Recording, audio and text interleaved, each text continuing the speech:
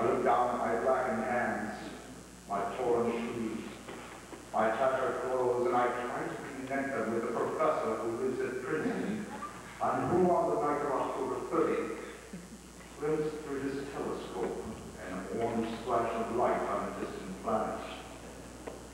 My wife, my colleagues, my students, my books, my observatory, my world, where are they? Did they ever exist? Am I Richard Pearson? They did. The days exist without calendars. The time passes when there are no human hands left to wind the clocks.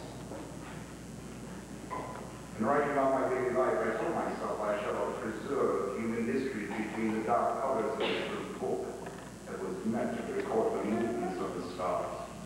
But to write I must live, and to live I must eat. I find daily bread in the kitchen and an orange not too spoiled to swallow. I keep watch at the window. From time to time I can sight the Martian above the black smoke. Smoke still holds the house in its black coil. Suddenly I see a Martian mounted on his machine, spraying the air with a jet of steam as if to dissipate the smoke. I watch the corner as his huge metal legs nearly brush against the house, exhausted by terror. I fall asleep. It's morning. It's morning. Sun streams in the window. The black powdered gas is lifted, and scorched meadows to the north look as though a black snowstorm has passed over them. I venture from the house, make my way to the road. No traffic, here and there, a wrecked car, baggage overturned, a blackened skeleton. I push on north. For some reason, I feel safer trailing these monsters than running away from them, and I keep a careful watch. For I have seen the Martians feed. Should one of the machines appear over the top of trees, I am ready to fling myself flat on the earth. I come to a chestnut tree. October. Chestnuts are ripe. I fill my pockets. I must keep alive. 2 days I wander in a vague northerly direction in a desolate world. Finally, I notice a living creature, a small red squirrel in each tree. I stare at him and wonder. He stares back at me. I believe at that moment, the animal and I share the same emotion. The joy of finding another living being. I push on north. I find dead cows and brackish fields. Beyond the charred ruin of the dairy, the saddle perches a weathercock. The arrow points north. The next day I come to a city vaguely familiar in its contours, yet its buildings strangely dwarfed and leveled off as if giant had sliced off its highest towers with a capricious sweep of his hand. I reach the outskirts. I found Newark. Undemolished, but humbled by some wing of the advancing Martians. Presently, with an odd feeling of being watched, I caught sight of something crouching in a doorway. I made a step towards it, and it rose up and became a woman. A woman armed with a large knife. Stop! Where did you come from? I come from many places, a long time ago, from Princeton. Princeton, huh? That's near Grover's Mill. Yes. Grover's Mill. There's no food here. This is my country. All the feathers come down to the river. There's only room for one. Which way are you going? I don't know. I guess I'm looking for people. What was that? Did you hear something just then? Oh, well, only a bird, a live bird. Yeah. You get to know that birds have shadows these days. Say, where's the open here? Let's crawl into the doorway and talk. Have you seen any Martians? No. They've gone over to New York. At night, the skies are alive with their lights, just as if people were still living in it. By daylight, you can't see them.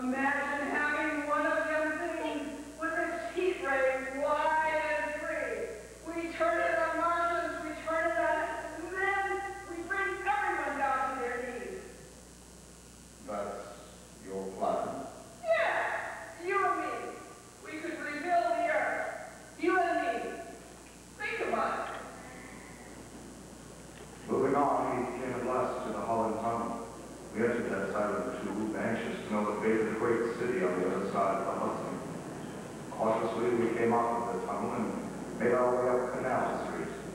We reached 14th Street, and again were black powder of subtle bodies and an evil, ominous smell from the gratings of the cellar of some of the houses. We wandered up through the 30s and 40s. We stood alone in Times Square. We caught sight of a lean dog running down 7th Avenue with a piece of dark brown meat in his jaws and a pack of starving mongrels at his heels. He made a wide circle around us as though he feared we might breed a fresh competitor. We walked up our way in the direction of that strange halter, past silent and sharp windows displaying their neat wares and empty sidewalks. Past the Capitol Theater, silent, dark. Past the shooting gallery where a row of empty guns faced and a rested line of wooden ducks. Near Columbus Circle, I noticed models of 1939 motor cars and showrooms facing empty streets. Over the top of the General Motors building, I watched a flock of birds, blackbirds, circling in the sky. Very dark. Suddenly I caught sight of the hood of a Martian machine standing somewhere in Central Park, gleaming in the late afternoon sun. An insane idea. We rushed recklessly across Columbus Circle and into the park. We climbed a small hill over the pond at 16th Street, and from there I could see, standing in a silent row along the mall, 19 of those great metal titans, their collars empty, their steel arms hanging listlessly by their sides. We looked in vain for the monsters that inhabit those machines. Suddenly, my eyes were attracted to an immense flock of black birds that hovered directly below me. They circled to the ground, and then, before my eyes, stark and silent, came the Martians, with the hungry birds pecking and tearing round shreds of flesh from their dead bodies.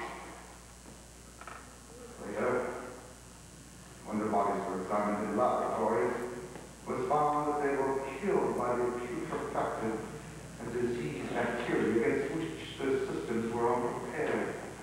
Slain after all man's defenses had failed by the humblest thing that God has put upon the earth. All the cylinder fell. There was a general persuasion through all the deep of space no life existed beyond the petty surface of our minute sphere. Now we see further.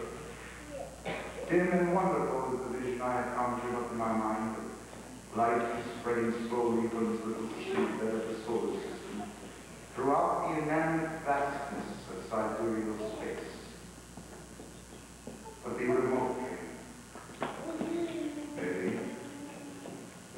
maybe that the destruction of the Martians is only a reprieve. To them, and not to us, is the future ordained, perhaps.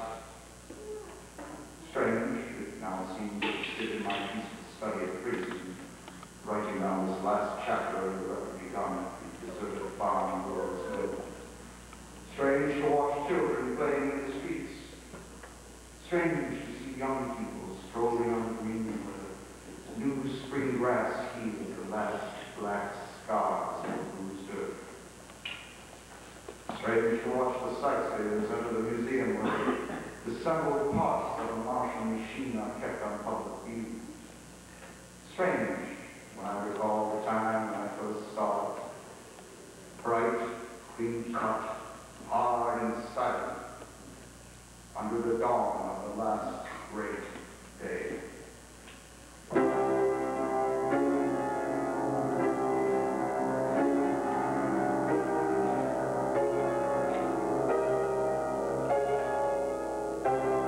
are listening to a CBS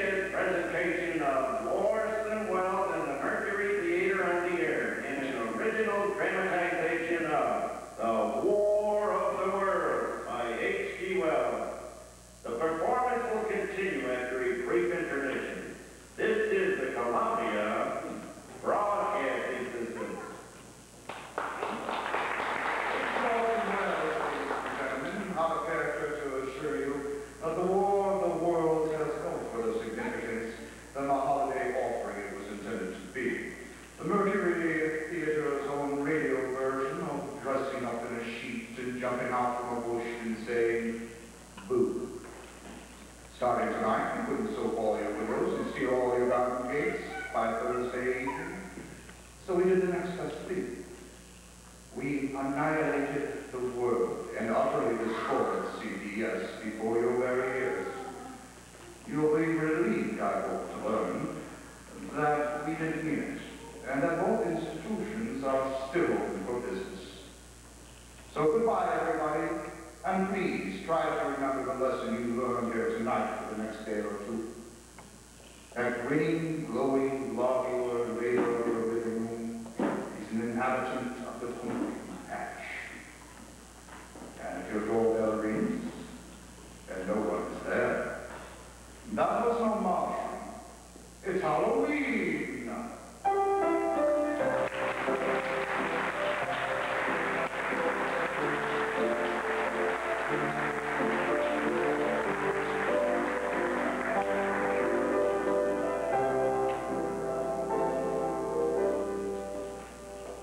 At the height of the crisis, about 8:31, Secretary of the Interior came on the air with an exhortation to the American people to remain calm.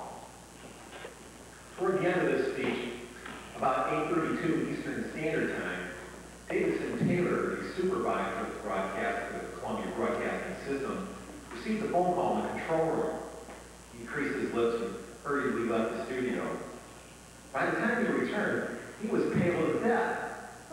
He told us that reports had come in of thick clouds of heavy smoke having been seen rising over North New Jersey, and that the Martians were now reported to be as tall as skyscrapers and astride the Pulaski Skyway, preparatory awaiting the Hudson River.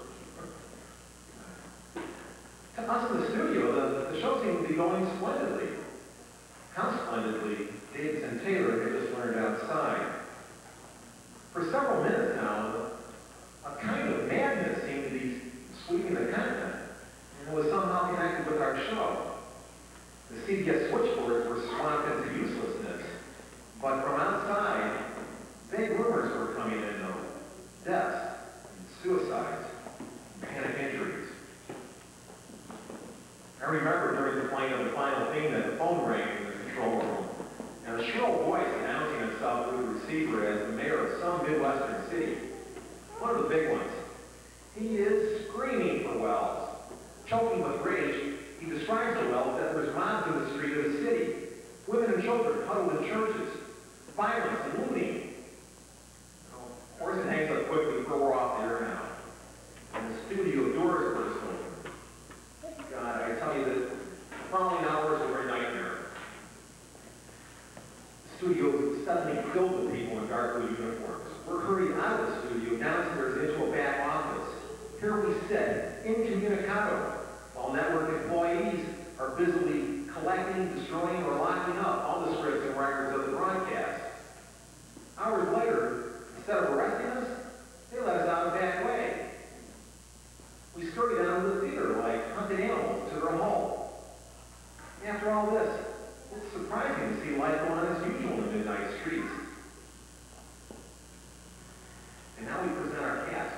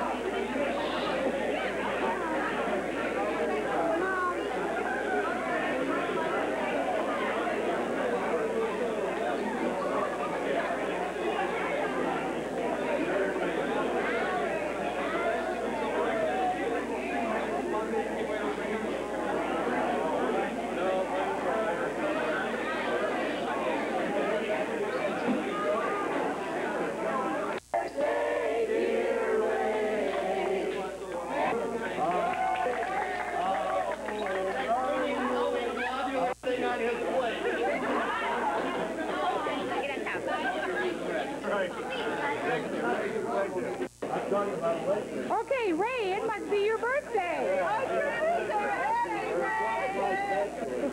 Very good.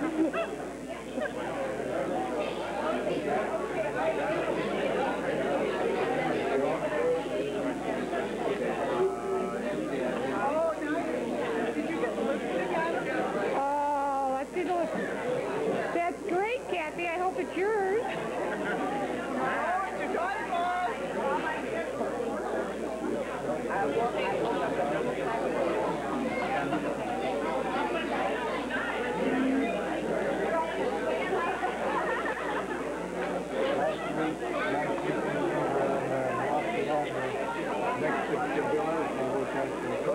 Protein.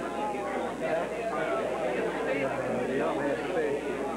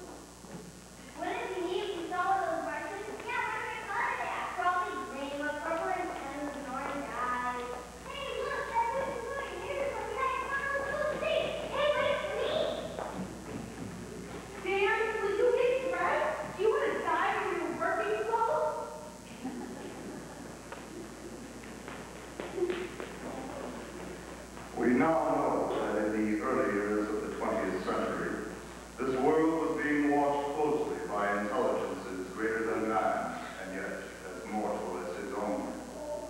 We now know that as human beings busied themselves about their various concerns, they were scrutinized and studied, perhaps almost as narrowly as a man with a microscope might scrutinize the transient creatures that swarm and multiply in a drop of water. With infinite compliance, people went to and fro over the earth about their little affairs, serene in the assurance of their domination over this small spinning fragment of solar driftwood, which, by chance or design, man has inherited out of the dark mystery of time and space. Yet across an immense ethereal gulf, minds that are to our minds as ours are to beasts in the jungle, intellects vast, cool, and unsympathetic, regarded as earth with envious eyes, and slowly, surely, drew their plans against us. In the 38th year of the 20th century came the Great Disillusionment. It was near the end of October. Business was better, the war scare was over, more men were back at work, sales were picking up. On this particular evening, October 30th, the Crossley service estimated that 32 million people were listening in on radios.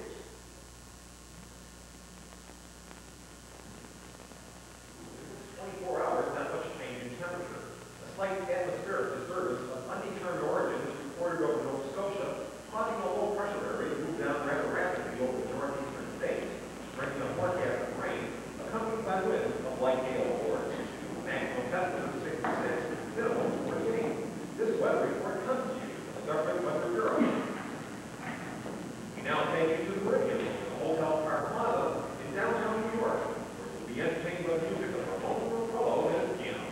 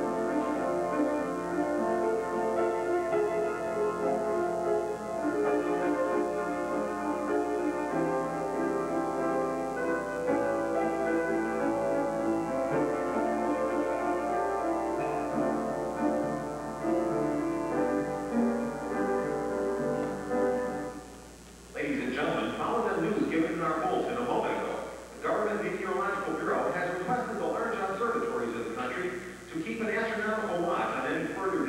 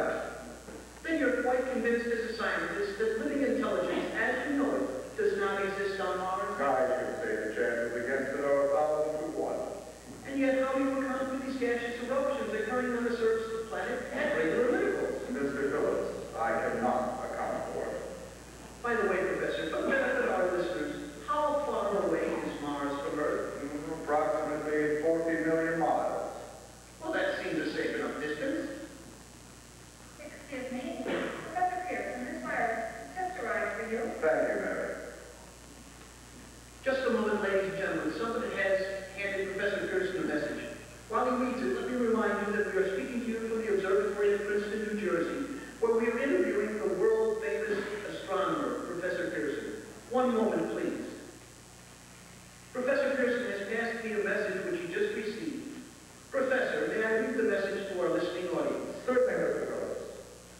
Ladies and gentlemen, I shall read you a wire addressed to Professor Pearson from Dr. Gray of the National History Museum, New York.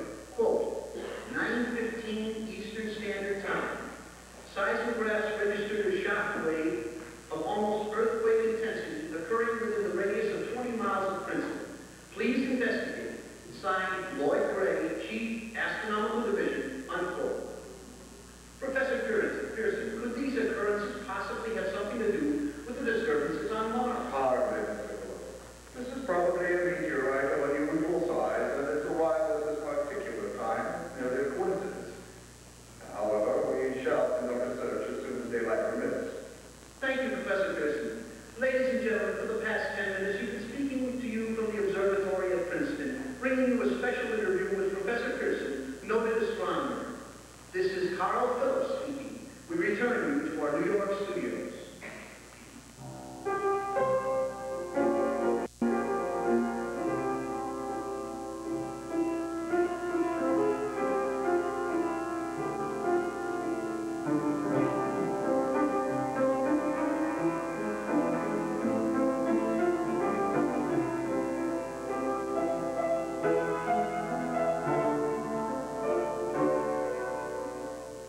Ladies and gentlemen, here is the latest bulletin from the Intercontinental Radio News, Toronto, Canada. Professor Morris at Macmillan University reports observing a total of 3 explosions on planet Mars between the hours of 7:45 p.m. and 9:20 p.m. Eastern Standard Time. This confirms earlier reports received from American observatories. Now, nearer home comes a special bulletin from Trenton, New Jersey. It is reported that at 8:50 p.m., a huge flaming object, believed to be a meteorite, fell on a farm in the neighborhood of Grover's Mill, New Jersey, 22 miles from Trenton. The flash in the sky was visible within a radius of several hundred miles, and the noise of the impact was heard as far north as Elizabeth. We have dispatched a special mobile unit to the scene, and we'll have our commentator, Carl Phillips, give you a word description as soon as he can reach there from Princeton. In the meantime, we take you to the Hotel Market in Brooklyn, where Bobby Millett and his piano are offering a program of dance music.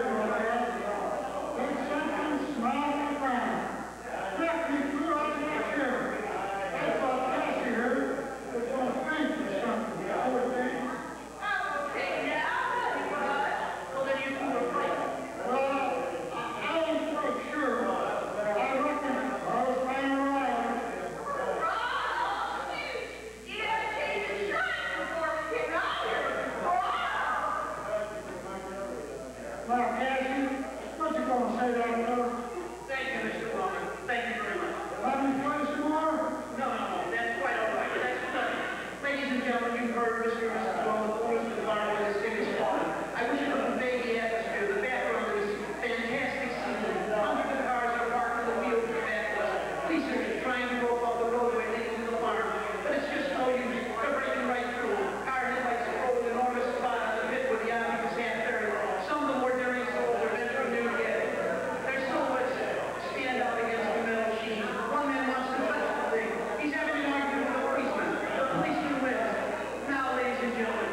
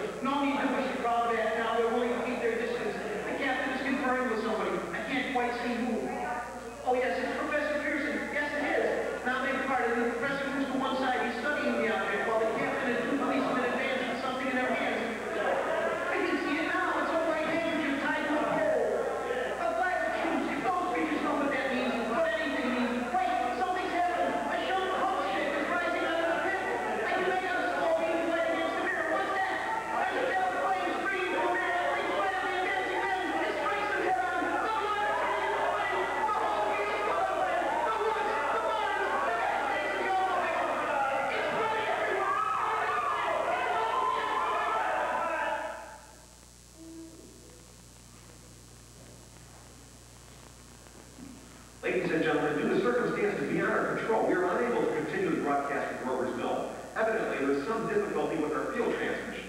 However, we will return to that point at the earliest opportunity. In the meantime, Lieutenant Bolton from San Diego, California, Professor Indelpauper, speaking at a dinner of the California Astronomical Society, expressed the opinion that explosions on Mars are undoubtedly nothing more than the volcanic disturbances on the surface of the planet. We continue now with our panel interview.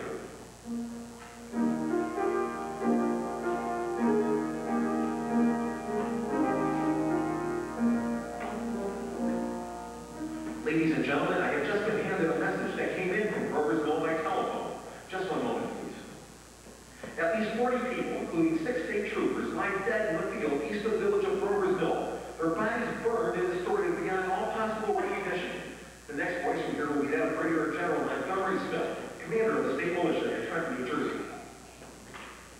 I have been requested by the governor of New Jersey to place the counties of Mercer and Middlesex as far west as Princeton and East Jamesburg under martial law. No one will be permitted to enter this area except by a special pass issued by the state or military authorities. 4 companies of state militia are proceeding from Trenton to Grover's Mill and will aid in the evacuation of homes to the range of military operations. Thank you. You have just been listening to General Montgomery Smith, commanding the state militia at Trenton. In the meantime, further details of the catastrophe at Grover's Mill are coming in. The strange creatures, after unleashing their deadly assault, crawled back in their pit and made no attempt to prevent the efforts of firemen to recover the bodies and extinguish the fire. Combined fire departments of Mercer County are fighting the flames which menace the entire countryside. We have been unable to establish any contact with our mobile unit at Grover's Mill, but we hope to be able to return you there at the earliest possible moment. In the meantime, we take you to... Just a moment, please. Ladies and gentlemen, I have just been informed that we have finally established communication with an eyewitness of the tragedy. Professor Pearson has been located at Farmhouse near Grover's Mill, where he has established an emergency observation post. As a scientist, he will give you his explanation of the calamity. The next voice you hear will be that of Professor Pearson, brought to you by a direct wire. Professor Pearson. Of the creatures in the rockets over there at Grover's Mill, I can give you no authoritative information either as to their nature, their origin, or their purposes here on Earth. Of their destructive instrument, I might venture some conjectural explanation. For want of a better term, I shall refer to the mysterious weapon as a heat ray. It is also evident that those creatures have scientific knowledge far in advance of our own. It is my guess that in some way they are able to generate an intense heat in a chamber of practically absolute non-conductivity. This intense heat they project in a parallel beam against any object they choose by means of a polished parabolic mirror of unknown composition, much as the mirror of a lighthouse projects a beam of light. That is my conjecture of the origin of the heat ray. Thank you, Professor Pearson. Ladies and gentlemen, here is a bulletin from Trenton. In a brief statement informing us that the charred body of Carl Phillips has been identified in the Trenton Hospital. Now here's another bulletin from Washington, D.C. The Office of the Director of the National Red Cross reports 10 units of Red Cross emergency workers have been assigned to the headquarters of the state militia stationed outside of Grover's Mill, New Jersey. Here's a bulletin from State Police Princeton Junction. The fires at Grover's Mill and vicinity are now under control. Scouts report all quiet in the pit, and no sign of life appearing from the mouth of the cylinder. And now, ladies and gentlemen, we have a special statement from Mr. Harry McDonald, Vice President in charge of operations. We have received a request from the militia at Trenton to place at their disposal our entire broadcasting facility. In view of the gravity situation, we believe that radio has a definite responsibility to serve the public interest at all times. We are turning over our facilities to the state militia at Trenton. We take you to the field headquarters of the state militia near Grover's Mill, New Jersey. This is Captain Lansing of the Signal Corps, attached to the state militia now engaged in operations in the vicinity of Grover's Mill. The situation arising of the reported presence of individuals of unidentified nature is now completely under control. The cylindrical object lies in the pit directly below this position, surrounded on all sides by 8 battalions of infantry without field pieces, but adequately armed with rifles and machine guns. All cause for alarm, if such cause ever existed, is now entirely unjustified. But things, whatever they are, do not even venture to poke their heads above the pits. I can see their hiding place plainly in the glare of the searchlights. With all the reported resources, these creatures can scarcely stand up against machine gun fire. Anyway, it's an interesting outing for the troops. I can make out their khaki uniforms crossing back and forth in front of the lights. It's almost like a real war. There appears to be some slight smoke in the woods bordering on the Millstone River, probably a fire started by campers. Well, we must see some action now. One of the companies is deployed to the left flank. A quick thrust and it's all over. Now wait a minute. I see something on top of the cylinder. Oh no, nothing but a shadow. Now the troops are on the edge of the Roman's farm. 7,000 armed men closing in on the metal tube. Wait, that wasn't a shadow. There was something moving. Solid metal. I just feel like they're rushing on our shoulder. It's going higher and higher. I am standing on the way.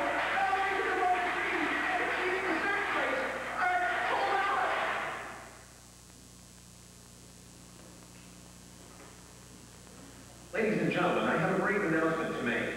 Incredible as it may seem, both the observations of science and the evidence of our eyes lead to the inescapable assumption that those strange beings who landed in the Jersey farmlands tonight are the vanguard of an invading army from the planet Mars. The battle which took place tonight at Grover's Mill had ended in one of the most startling defeats ever suffered by an army in modern times. 7,000 men, armed with rifles and machine guns, pitted against a single fighting machine of invaders from Mars. 120 known survivors. The rest turned over the battle area from Grover's Mill to Plainsboro, crushed and trampled to death under the metal feet of the monster, or burned to cinders by its heat ray. The monster is now in control of the middle section of New Jersey and has effectively unstayed through its center. Communication lines are down from Pennsylvania to the Atlantic Ocean. Railroad tracks are torn, and service from New York to Philadelphia discontinued except routing some of the trains through Allentown and Phoenixville. Highways to the north, south, and west are clogged with frantic human traffic. Police and armed reserves are unable to control the mad fright. By morning, the fugitives will have swelled to Philadelphia, Camden, and Trenton. It is established in twice the normal population. Martial law prevails throughout New Jersey and eastern Pennsylvania. We take you now to Washington for a special broadcast on the national emergency. The Secretary of the Interior. Citizens of the nation, I shall not try to conceal the gravity of the situation that confronts the nation, nor the concern of your government in protecting the lives and property of all its people. However, I wish to impress upon all of you, private citizens, public officials, all of you, the urgent need of calm and resourceful action.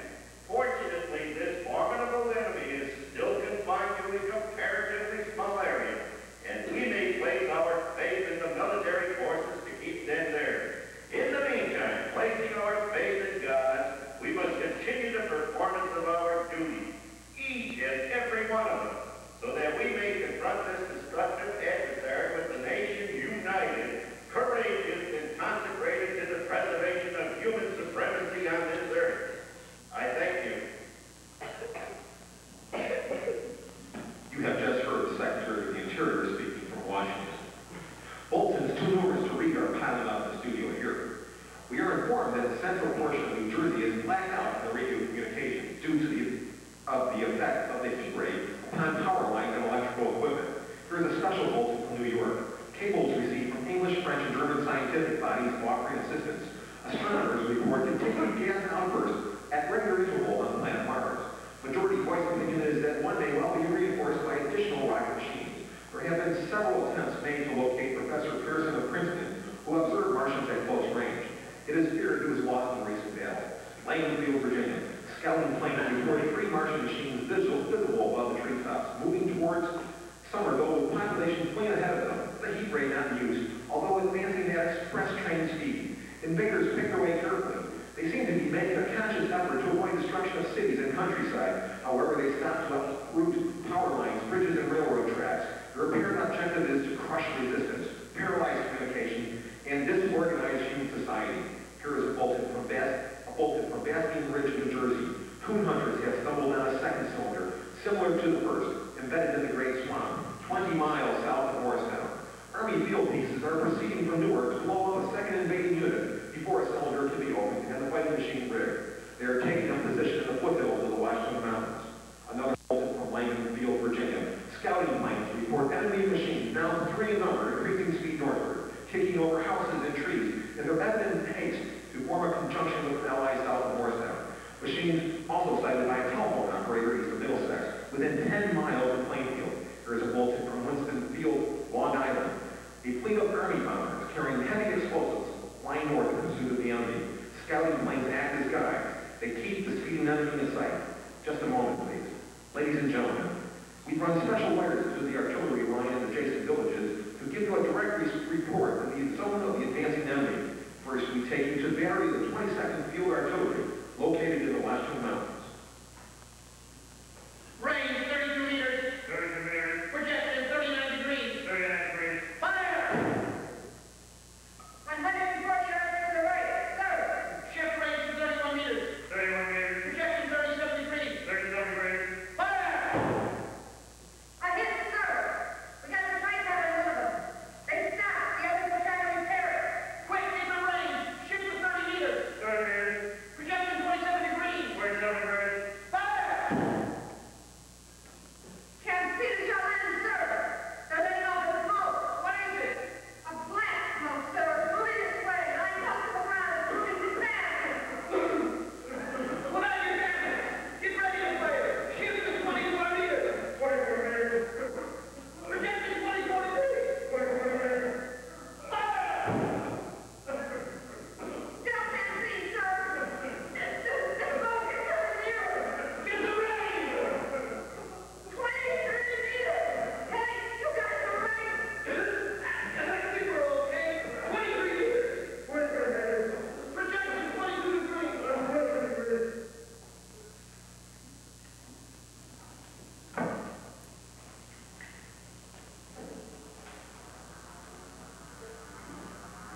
Army bomber plane BA-43 off Bayonne, New Jersey.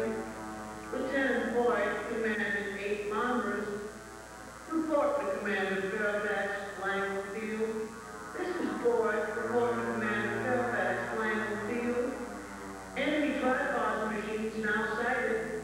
Reinforced by 3 machines from the Morristown cylinder. 6 altogether. 1 machine partially crippled. Believed hit by shell from Army gun in the Washington Mountains. Guns now appear silent. A heavy black fog is hanging close to the earth, of extreme density, nature unknown. No sign of heat ray. Enemy now turns east, crossing the State River into Jersey marshes. Another spell of blasty skyway. And an objective, New York City. They're pushing down high power stations. The machines are getting closer now. We're ready to attack. The planes are circling, ready to strike. 1,000 yards will be over the first. 800, 600, 400, 200. There they go. A giant arms race. The green flash. They're spinning us with flames.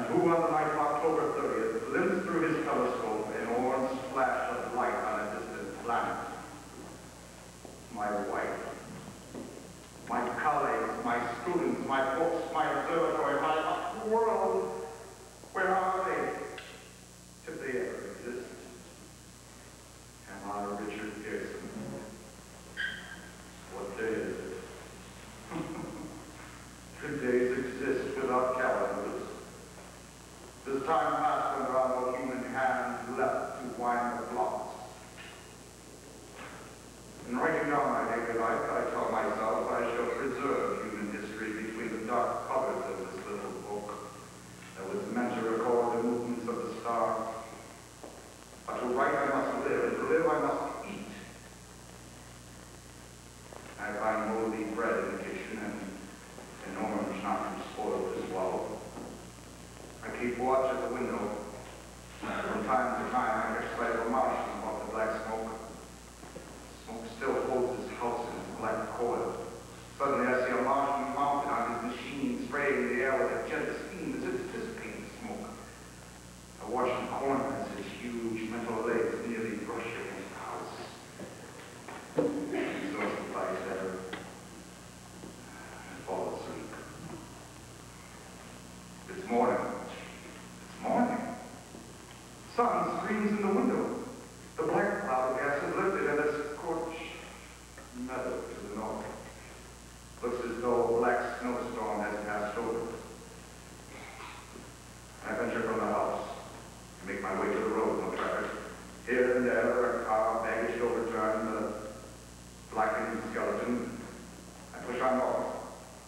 For some reason, I feel safer trading these monsters than running away from them, and I keep a careful watch. I have seen the Martians eat. Should one of the machines appear over the top of trees, I am ready to fling myself flat on the earth. Come to a chestnut tree. October. Chestnuts are ripe. I fill my pockets. I must keep alive. 2 days I wander in a vague northerly direction through a desolate world. Finally, I notice a living creature. A small red squirrel in a beech tree. I stare at him and wonder. He stares back at me. I believe at that moment the animal and I share the same emotion. The joy of finding another living being. I push on north. I find red cows in a brackish field. Beyond the charred ruins of a dairy, at the silo crushes a weathercock. The arrow points north, north. Next day I come to a city. A city vaguely familiar in its contours. Its buildings strangely dwarfed and leveled off as if a giant had sliced off its highest towers with a capricious sweep of his hand. I reached the outskirts. I found Newark. Newark, undemolished, but humbled by some wind of the advancing Martians. Presently, with a odd feeling of being watched, I caught sight of something crouching in the doorway. Made a step forward, it rose up and became a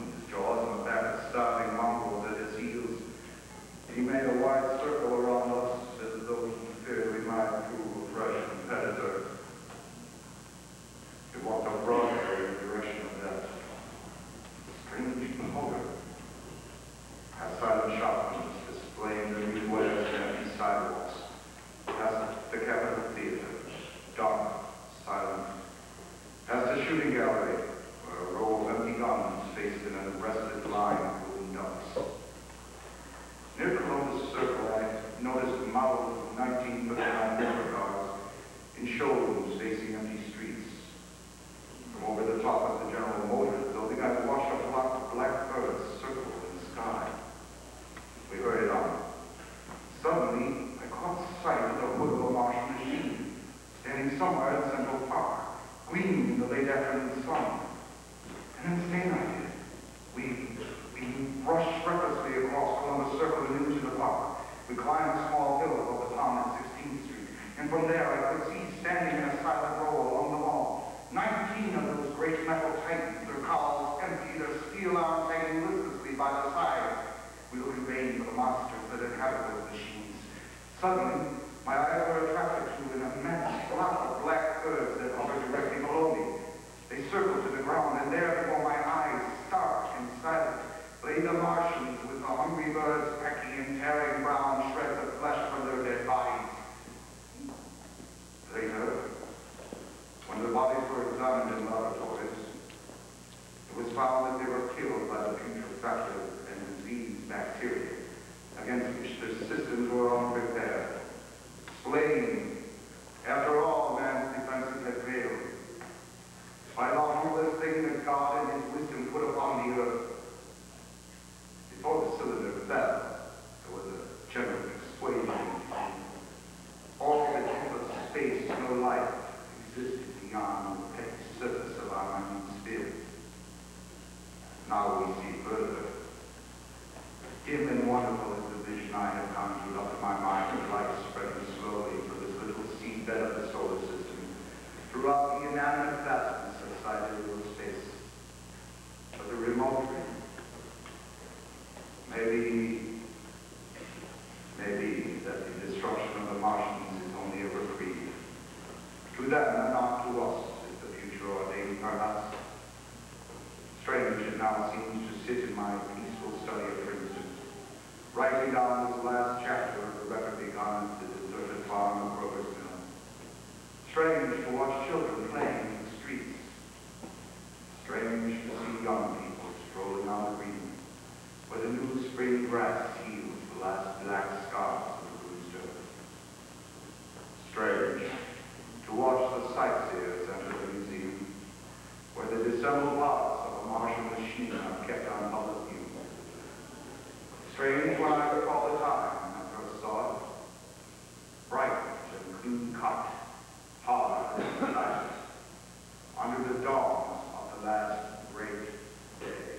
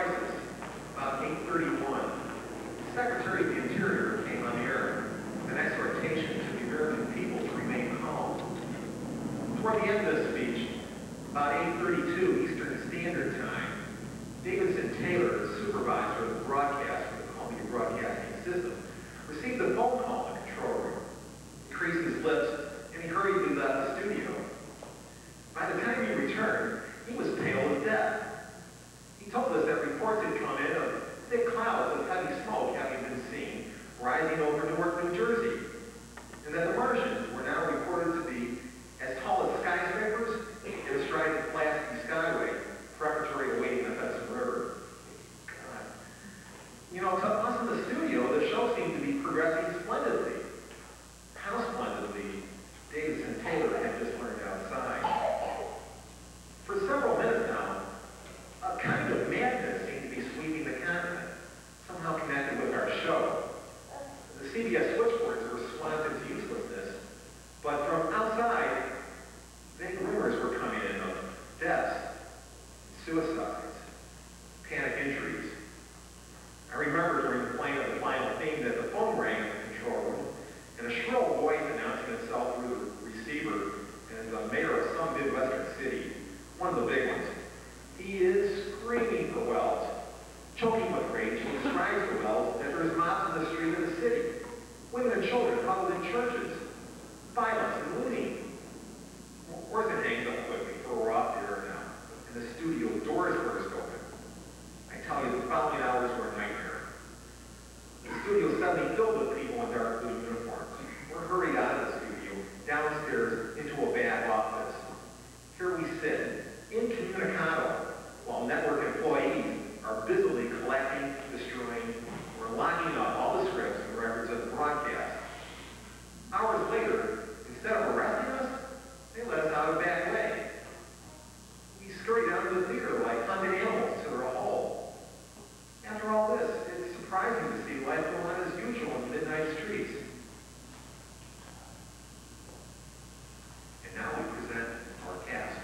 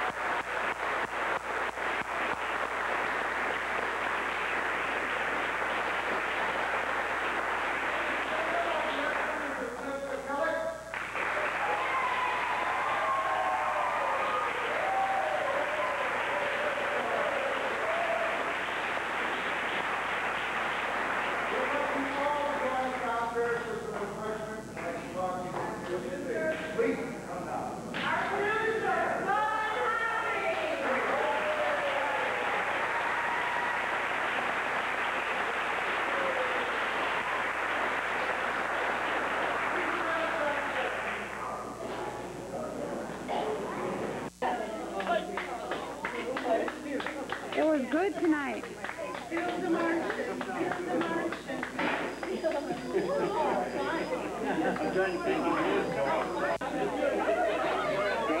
Lovely job.